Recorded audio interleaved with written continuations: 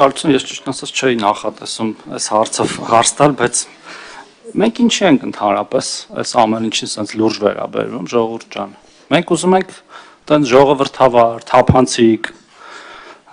նման բարքերի ձեռց հասարակություն ու երկիր ունենալ, ասենք նայում ես Amazon-ի տերը մենակ է ման գալիս կամ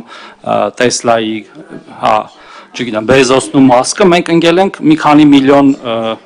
դոլար կամ նույնիսկ այդքան չունեցող մարդկանց, չէ, այդ իրա հերթին, ես նկատի ունեմ, մենք պետք է ուրիշ բան զարգացնենք մեր երկրում, ոչ թե տենց մտածենք, թե ինչու օրինակ, չգիտեմ, մի մեծահարուստի երեխան չի կարող գնալ մի մեքենայով, հետևից էլ մի եւս երկու մեքենա։ Ես դեմ չեմ, որ պետք է կարգավորել, իհարկե, որտեղ այդ պահնորդական ծառայությունը միայն դրան չի վերաբերում, պահպանվող օբյեկտներ եւ այլն, ես կողմ եմ, ուզում եմ ասեմ, որ այդ կրճատում ենք այդ մեքենան, ու ընդհանրապես պետք է մենք խրախուսենք հակառակ վարքագիծը, որ ժողովուրդ ջան, անվտանգ է մեր երկրում, հանգիստ մանեք եք, ոչ մեկ ձեզ չի ուզում սպանի, իսկ եթե ուզենա սպանել, ձեր պահնորդները ձեզ չեն փրկելու 100%։ Ինչքան շատ պահնորդ, այնքան վտանգը կմեծանա, չէ՞ ճիշտ եք։ Բայց խոսքը դրա մասին չի, պարոն Սիրոն, շատ ճիշտ բան եք ասում,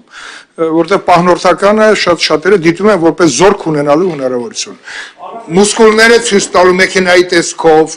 վզերի տեսքով, դա վերացվում է, վերացվել է շատ դեպ հիմա, բայց հիմա ավելի կանոնակարգված կլինի, էլի կվերացվի։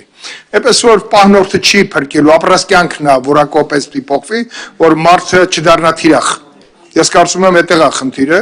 եւ պահնորդականի կարիք ունեցողները թող մտածեն ինչի պետք է իրանք պահպանման կարիք ունեն։ Այդտեղ է խնդիրը։ Շատ լավ։ Հարակից զեկուցման համար Արմեն Խաչատրյան խնդրեմ։ Շնորհակալություն, մասնավոր պահնորդական գործունեության մասին օրենքը